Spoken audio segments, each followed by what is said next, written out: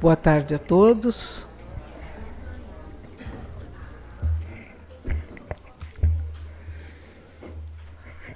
Essa é uma estação do ano que Deus criou para que a gente fique mais tempo dormindo, quietinho.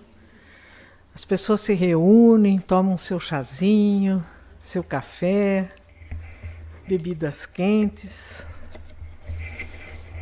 Tem o tempo de verão, que as pessoas se agitam mais, dormem menos. Os tempos de transição e o inverno. E eu agradeço a todos vocês que não ficaram com medo de derreter, nem de se tornar um palito de gelo, e estão aqui, porque nós não sentimos frio. Imagine que na nossa casa nós temos ar-condicionado. A maioria de nós aqui não tem na sua casa particular ar-condicionado. E aqui nós temos. Então vamos procurar dosar a temperatura para diminuir totalmente daqui a uma meia hora, para que vocês não saiam e levem um choque. Porque é muito importante que a gente esteja saudável. Então o corpo não pode passar de um calor aí de 27 graus, para de repente sair lá fora e um vento de 12, 13 graus. Aí fica complicado. Mas é um dia muito feliz para mim e espero que para todos vocês, de podermos estar juntos aqui para estudarmos mais um item em gotas homeopáticas sobre a doutrina espírita, num quesito importantíssimo que é o céu e o inferno, a justiça divina segundo o Espiritismo. Tem toda uma análise teórica e lógica para, no meio do livro, ter um capítulo muito curto falando sobre o passamento, para a gente ter noção do que acontece, do desligamento, do tempo que demora o desligamento. E, logo depois, a segunda parte do livro é toda de exemplos das pessoas que foram, quando elas eram pessoas felizes, quando elas eram pessoas infelizes, pessoas boas, pessoas más, pessoas ignorantes.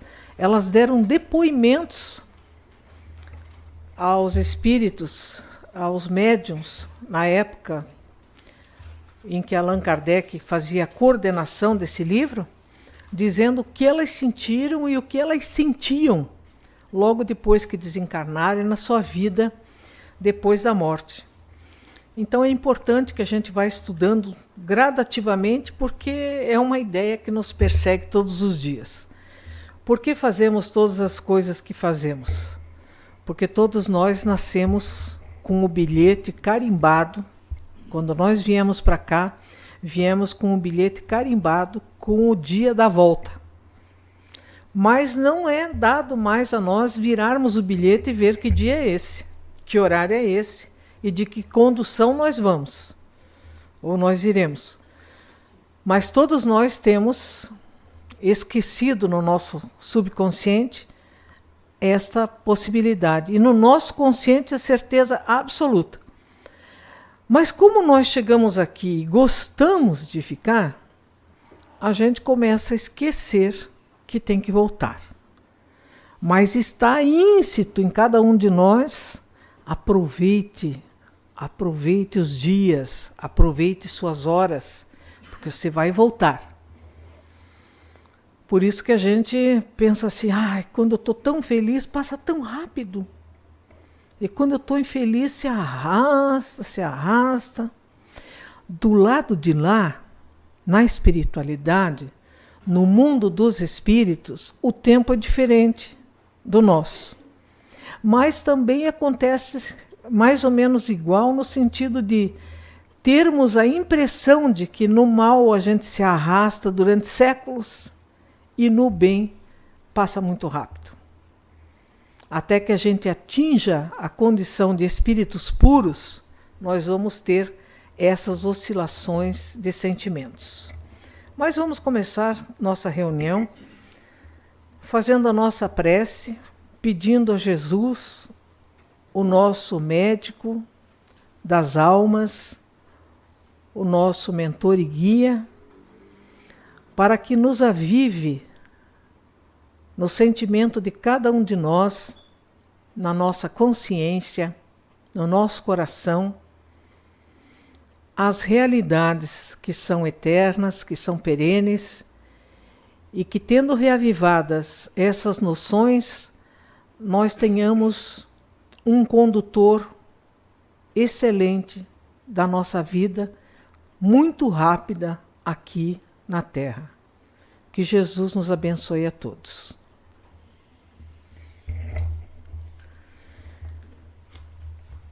Pois olha, esse capítulo é tão interessante, é o capítulo 3, como está escrito lá no quadro. Então nós vamos decorando, ao passar do tempo. As pessoas que estiverem em pé ali, tem vários lugares aqui nesse lado, e ali do outro lado, podem se sentar. Nós estamos no 3º capítulo, que fala sobre o céu. Nós já entendemos que aquele céu que construímos assim, de forma um tanto imperfeita, mas com muitas coisas verdadeiras, porque trouxemos alguns esboços, algumas fotos. É como se nós estivéssemos olhando assim, vou guardar um dinheirinho e nas próximas férias eu quero ir visitar este lugar. Olha que maravilha! Que praias, com aquelas areias branquinhas, um mar azul marinho, as casas em volta daquelas praias são todas pela lei pintadas de branco. Seus telhados são azul marinho. Será que eu estou falando de uma ilha grega chamada Santorini? É um lugar que a minha memória, nesta vida, eu não estive lá. Mas parece que eu me conheço andando naquelas praias. Conheço aquela vegetação, aquele tipo de casa subindo no morro. Aquelas janelas meio que têm suas vigias arredondadas. Parece que eu já fui lá. Então, aquilo me parece um céu. É sinal de que eu já estive por lá e, quando fui, devo ter sido feliz. Porque guardei lembranças magníficas. Nós, então, idealizamos um céu. E nesse item 7 do capítulo 3 do livro Justiça Divina, os espíritos dirão assim para Kardec, que o progresso nos espíritos é fruto do seu próprio trabalho. Mas, como eles são livres, eles trabalham pelo seu próprio adiantamento com maior ou menor atividade, com mais ou menos negligência, segundo a vontade deles, de maneira que muitos aceleram a sua aprendizagem, o seu progresso, e outros retardam. É como aqui na Terra. Tem gente que trabalha bastante e gasta pouco. O que acontece com essa pessoa? Ela sempre tem alguma coisa guardada. Se ela precisar, de repente, ela tem. Mas a maioria faz o quê? Gasta muito e ganha pouco. Está sempre devendo. Quando acontece alguma coisa, faz o quê? Sai correndo pela família, pelos amigos, pedindo um dinheirinho. Nós temos que pensar, ter uma previsão. É claro que existem casos que extrapolam qualquer previsão, mas o normal é que a gente gaste o que ganha um pouco menos. Pelo menos a orientação do meu pai era essa. Nunca se pode gastar tudo que se ganha num mês. Tem que se ter uma reserva.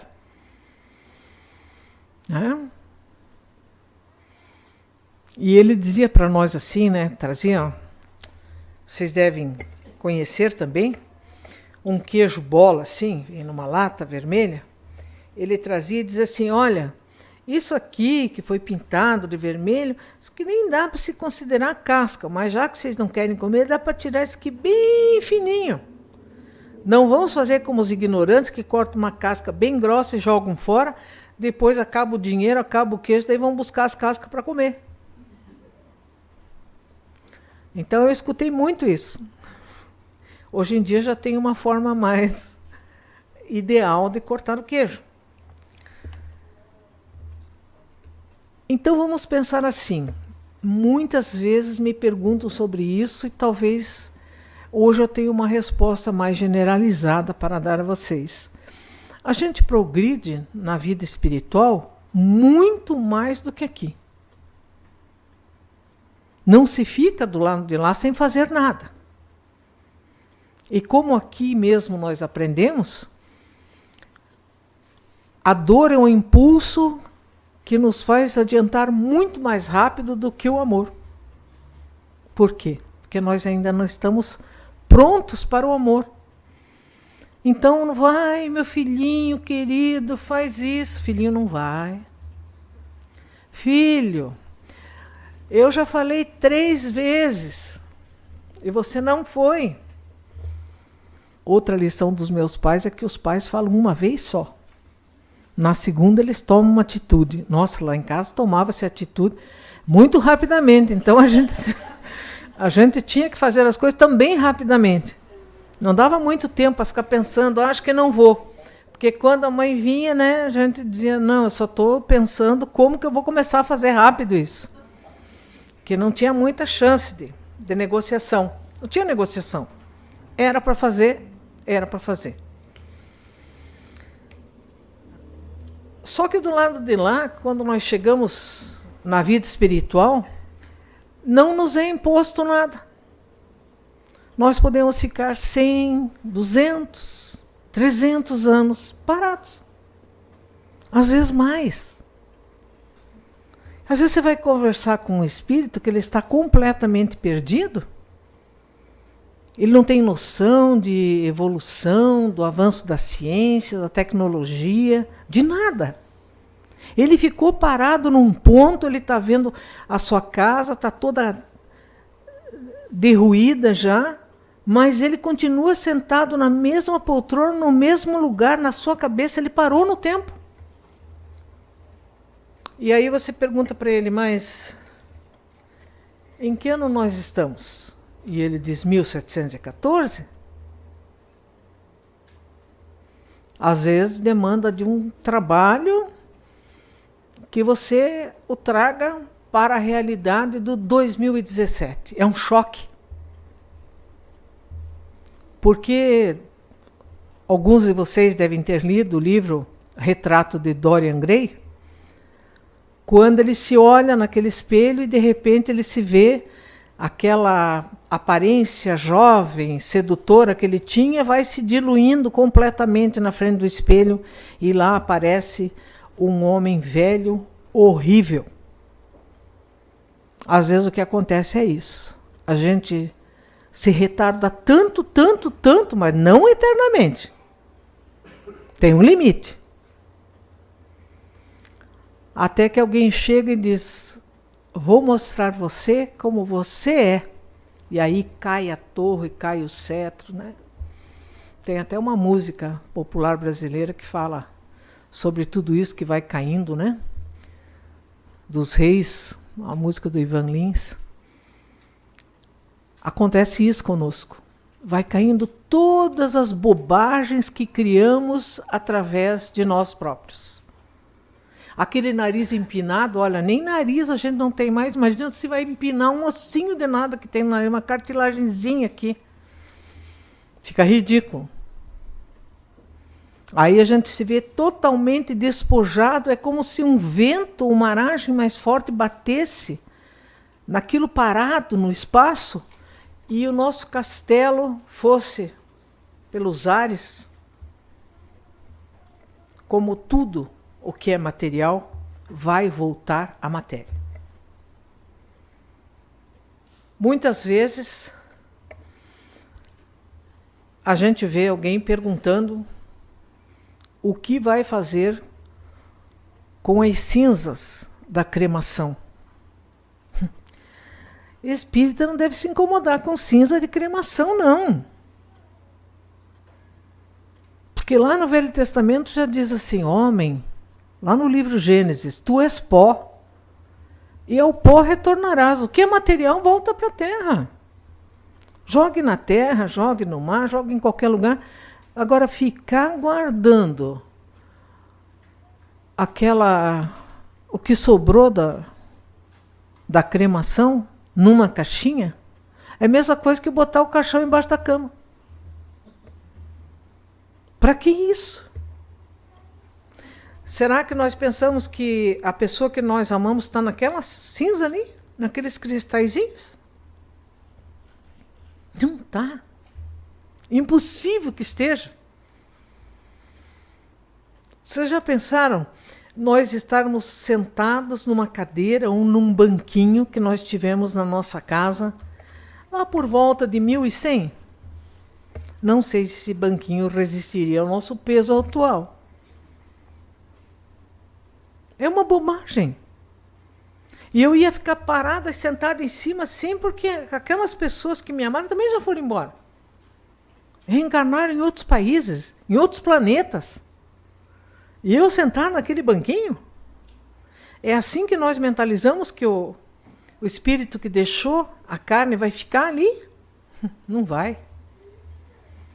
Não vai. Então nós temos que nos desprender da matéria para ganharmos tempo. Porque lá na espiritualidade nós podemos avançar muito, aí quando chega para darmos um passo para um segundo nível, eles dizem, então agora você desce e vai provar que você tem capacidade de ficar nesse nível que você já está. Aí a gente vem para cá como prova, não como expiação, mas como prova. Quando a expiação é quando a gente não quer vir e é obrigado a vir.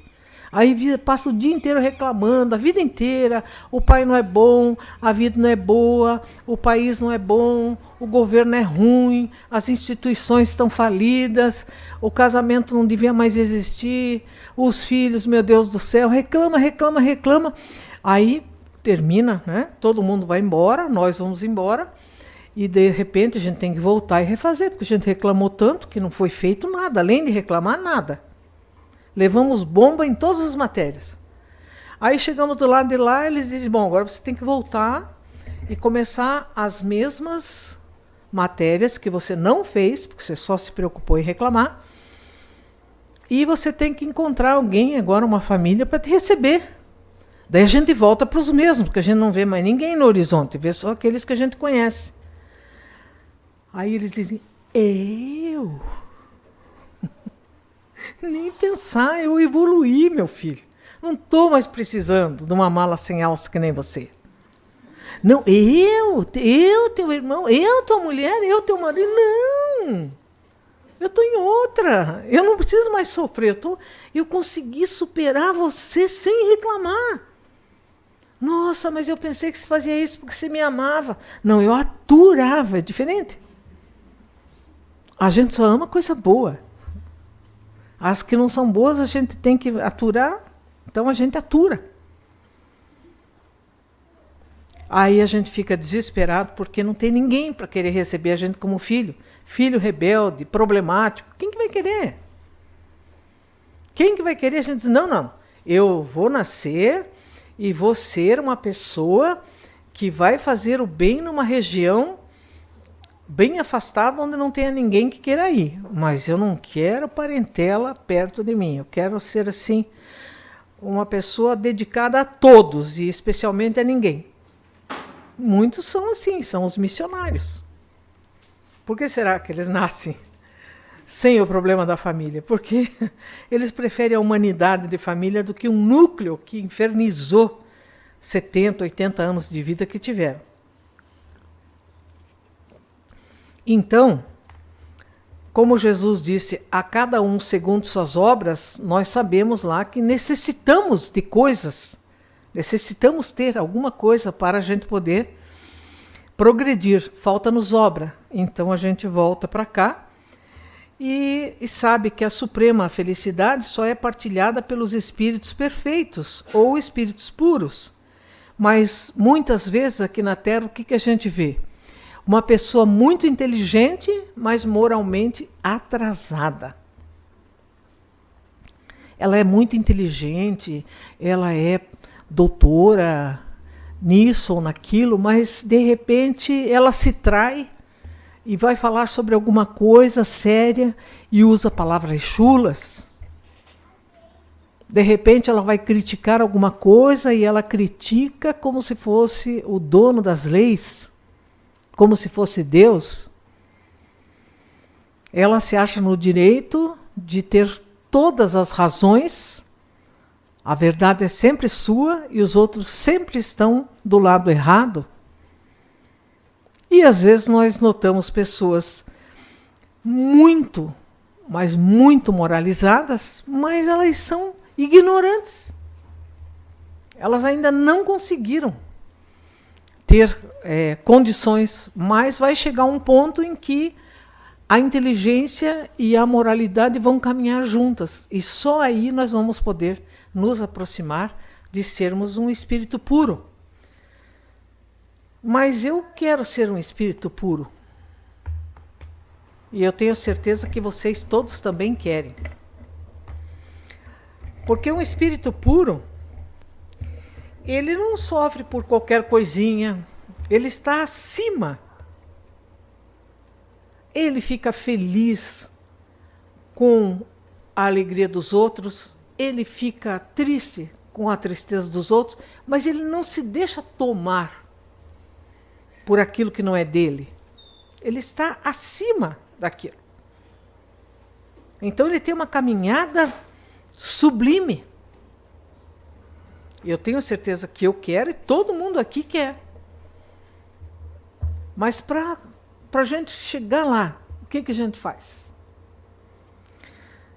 Emmanuel G vem e diz: ora e serve.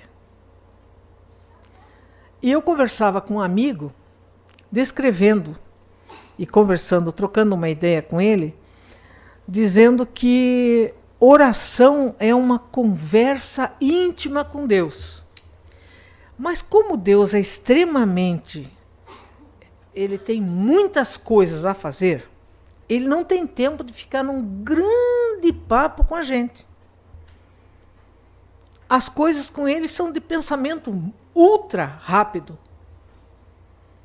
Então, muitos de nós, eu estava ouvindo uma palestra do Haroldo Dutra Dias, e ele falava assim que nós temos que tomar cuidado com as nossas preces. E como aqui nós estamos falando de oração, ele lembrava que tem gente que faz prece discurso. Tem gente que faz prece que é uma verdadeira exposição. Ele pega o que o expositor falou e acerta tudo do jeito dele. Na prece. Você imagina que prece. Tem prece palestra. A pessoa fala tanto, os espíritos vão tudo embora, que eles têm mais o que fazer.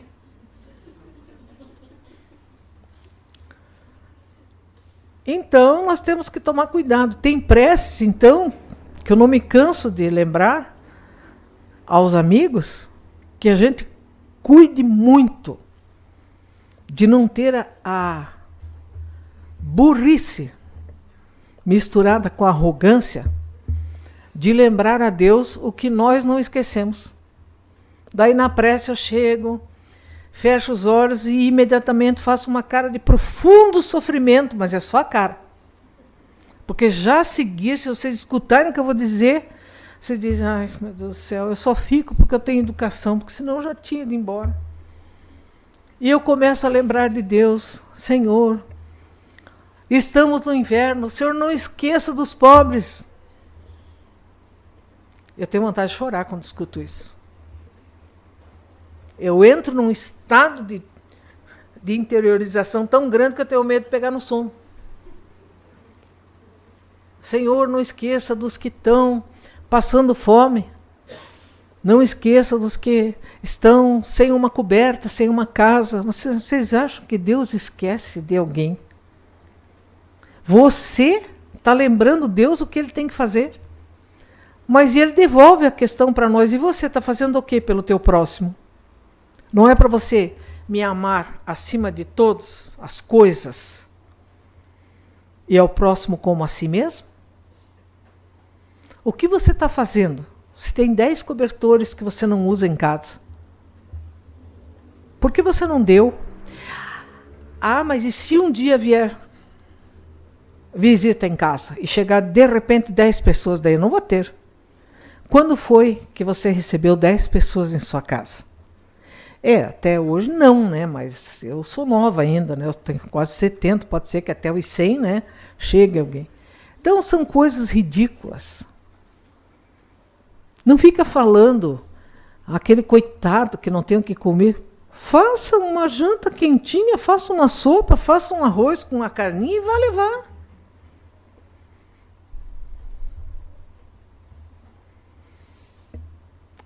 Tem uma senhora, que já não é mais mocinha, uma senhora, que eu conheço há no mínimo 30 anos.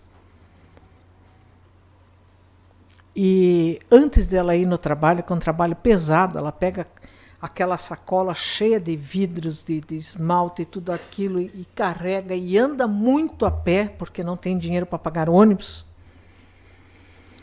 Então ela anda muito a pé, mas ela pega o genro, a netinha de 5 anos e a filha, e vão na Praça Rui Barbosa 2 vezes por semana, e às 7 horas da manhã eles estão lá para distribuir café com leite quente e pão com alguma coisa para as pessoas de rua.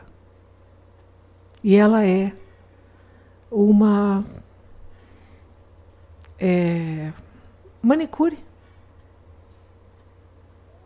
Pobre. Mas não tão pobre que ela não tenha para fazer isso. E ela faz.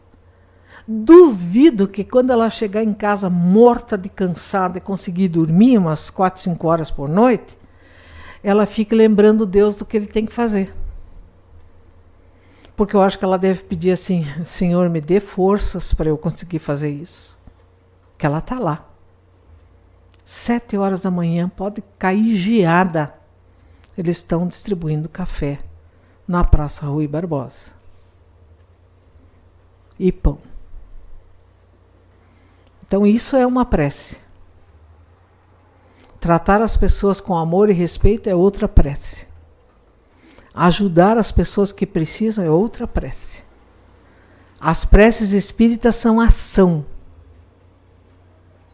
E quando a gente vai pedir alguma coisa para Deus e tem que entrar num estado de meditação, a gente não fica de pernas cruzadas em posição de lótus durante 5 horas. A gente vai para a ação, para o trabalho. Então a gente faz um pensamento de um lugar muito bonito, de flores e tudo mais, e sai pro trabalho. Nada contra quem possa fazer isso. Estou dizendo como que é na doutrina espírita. Nada contra aos hindus e aos yogis e tudo mais, nada contra. Mas a doutrina espírita considera um tempo perdido nós, tão endividados, fazermos isso. Por isso que é orar e trabalhar. Às vezes o nosso trabalho já é uma oração. Você vai atender a pessoa e você atende com carinho, com amor. Um filho que trata os pais com respeito, ele está orando todos os dias. Porque o outro filho que trata os pais com desrespeito, ele pode fazer a oração que ele quiser. Que no primeiro desrespeito com seus pais, acabou a oração. Não valeu de nada. E olha como é que é um poder de síntese que o Emmanuel tem, que às vezes a gente podia pegar só um parágrafo dele e fazer uma palestra de 2 horas. Ele começa dizendo assim, que nós afirmamos que o progresso, exprimindo felicidade e aprimoramento, é o porto a que te destinas no mar da experiência terrestre. Mas se cultivas sinceridade e decisão contigo mesmo, abraça o trabalho e a prece, como sendo a embarcação e a bússola do caminho. Vamos ver então, ele colocou o trabalho antes da prece. E ele fez a conexão do trabalho com a embarcação. E a prece como a bússola. Você não vai na embarcação o tempo todo olhando a bússola. Mas você tem que, nessa embarcação, você tem que remar. Você tem que trabalhar muito. Depois você olha para ver a bússola, rapidinho, uma olhada, tá certo. É por aqui mesmo. E vai seguindo. Ele diz, rochedos de incompreensão, ele vai falar da nossa viagem aqui na Terra como se nós estivéssemos num barco, como ele ficava no barco, para pregar aos que estavam na praia, e vai comparar nós dentro da embarcação para chegar ao porto que é a felicidade, dizendo assim, que enquanto nós estamos nesse caminho aqui na Terra, nós sabemos que, como se estivéssemos dentro de um barco, nós vamos encontrar rochedos de incompreensão. E esses rochedos, eles se escondem traiçoeiros sob a crista das ondas, ameaçando-nos a rota. No entanto, ora e serve. A oração é, Senhor, me ajude. Não precisa mais que isso. Se você for pensar, o barco está quase virando numa tempestade, você for fazer a pose, for inspirar e expirar tudo que você aprendeu e ficar naquela posição, você já morreu afogado. Nessa hora é, Senhor, me ajude. E se eu vivo tanto, sempre com Ele dentro do meu coração, eu não preciso nem acessar, eu já estou com Ele. Eu acordo com Ele, eu durmo com Ele. Eu entro na minha casa agradecendo a Ele, eu chego na garagem agradecendo a viagem que eu cheguei bem. Estou sempre com Ele.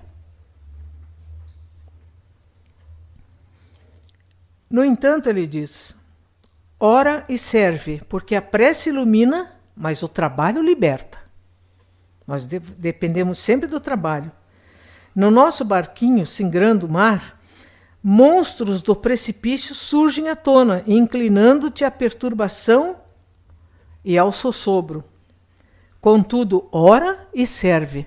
Se eu ficar orando e meu barquinho estiver indo para o buraco, ele vai mesmo. Eu tenho que fazer oração, Senhor, me ajude, me dê força, e remar muito. E tentar segurar meu barco. Reposicionar as velas. Porque senão eu vou para o buraco mesmo. Se eu ficar ajoelhado na posição correta, na inspiração correta, no pensamento correto, eu vou para o buraco. Ali precisa de ação. Como diz em latim, é sursum corda, res non verba. Elevai os corações à ação e não palavras.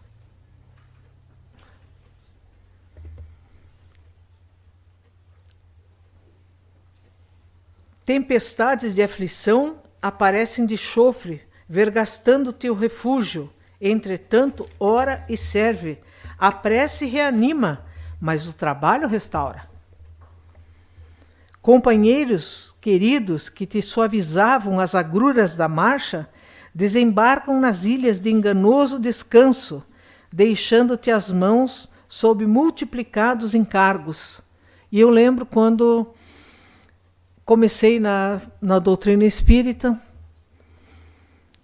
eu sempre me apoiava em duas grandes amigas. Uma já amiga de 21 anos, outra amiga de 30 anos. Quando eu comecei efetivamente a ter que fazer as palestras, me dedicar mais, as duas amigas sumiram do meu caminho. Sem problema nenhum. Sem briga, sem discórdia, Eu não conseguia entender o que estava acontecendo, mas de repente, quem era até ali o meu sustentáculo sumiu. E a primeira palestra que eu tinha que falar era sobre amigos. E eu não queria, tudo que eu queria era não falar de amigos, porque naquele momento os amigos tinham desaparecido, pelo menos os mais importantes. E enquanto eu fazia a palestra com o coração apertado de tristeza, que tinha uma alegria que eu queria dividir, eu não tinha com as pessoas mais importantes, eu não tinha com quem. Com quem dividir. E a família, como sempre acontece, era de outra religião. Não podia dividir também. E eu lembrei muito, quando eu estava estudando essa lição de hoje, porque quando diz, todavia, ora e serve, porque a prece consola e o trabalho sustenta, quando eu fazia a reunião, foi como se eu ouvisse falar no imo da minha alma. Calma. Estes amigos voltarão, porém encontrarás muitos outros que nem supões que serão seus amigos. E assim aconteceu. Mas a gente é apressado, né? Não, eu quero os novos, mas quero os velhos também. Não quero abrir mão de ninguém, de nada. Quero, mas não estou ainda no tempo da pureza, né? Que a gente vai chegar lá no tempo da pureza. E nesse tempo a gente vai estar convivendo universalmente com todas as pessoas. Seremos todos uma grande família. A prece consola, mas o trabalho sustenta, e foi o trabalho que me sustentou. A prece consolava, mas não consolava tanto como o trabalho. Que o trabalho consolava. Porque era no trabalho que eu ia conhecendo pessoas que naquele momento era como se dissesse, esquece quem estava dividindo coisas, de repente os caminhos eram outros agora, eles te atrapalhariam nesse momento. Mas demoraria 20 anos para entender isso. E a gente pensa, nossa, mas 20 anos, passa rápido. Passou muito rápido. Em todos os problemas e circunstâncias que te pareçam superar o quadro das próprias forças, ora e serve. A prece é silêncio que inspira. O trabalho é atividade que aperfeiçoa. E ele vai lembrar agora de Jesus, porque não tem como tirar Jesus da doutrina espírita. Questão 625 de O Livro dos Espíritos. Qual é o modelo mais perfeito que Deus nos deu para servir de exemplo? E a resposta tem uma palavra só: Jesus. E eles vamos imaginar assim, que nós, como somos um grupo, e um grupo tem força maior do que uma pessoa só.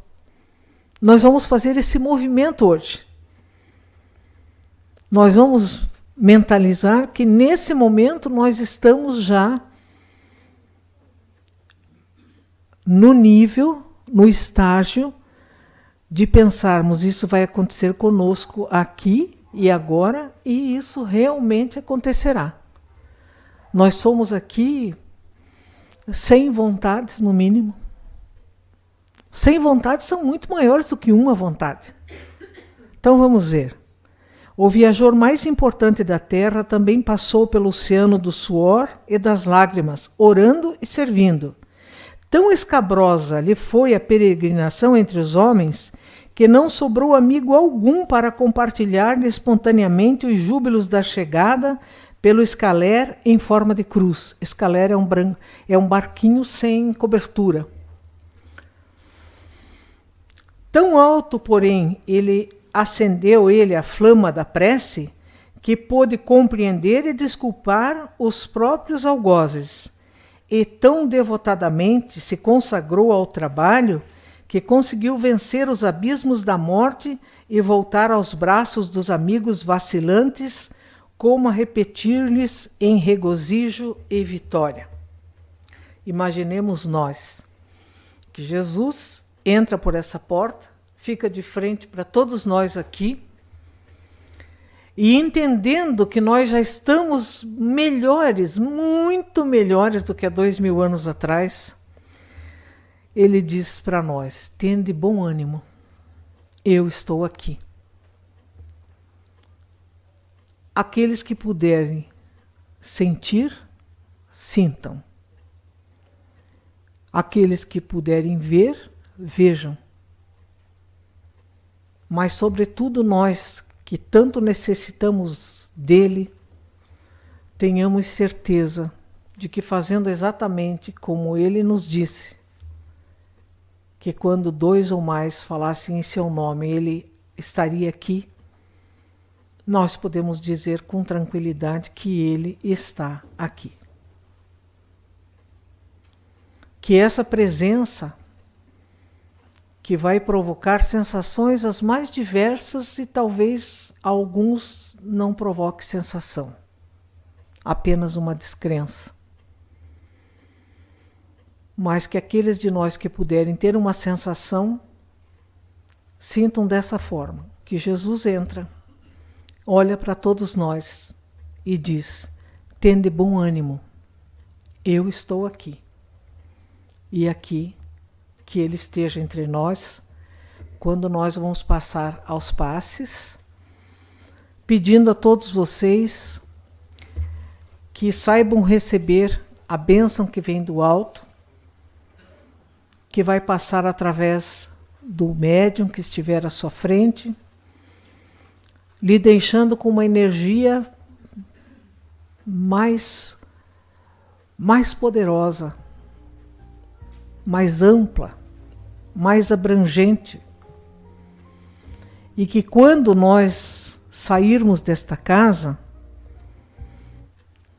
que nós tenhamos certeza que Jesus nos acompanha no seu olhar, e que nos acompanhando ele vai ver se fora daqui, em nossas casas, na rua, nos lugares aonde formos, nós entendemos que ele disse: tende bom ânimo, eu estou aqui. Porque é através de nossas atitudes que ele saberá disso. Vamos pedir então que possamos recebê-lo em muita paz, em muita serenidade,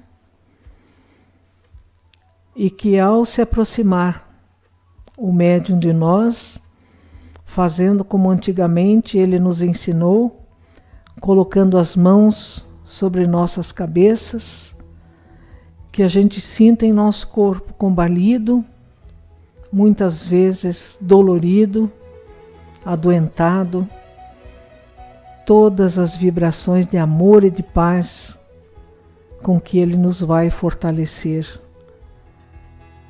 não só para hoje, mas para os próximos momentos de nossa vida em que precisemos dar os nossos exemplos, as nossas atitudes e as nossas ações. Obrigada, Senhor, por estarmos na sua presença, neste abençoado salão que também é sua casa. Cuida de todos nós, Senhor Jesus. Cuida de nossas fraquezas e das nossas dúvidas. Que assim seja.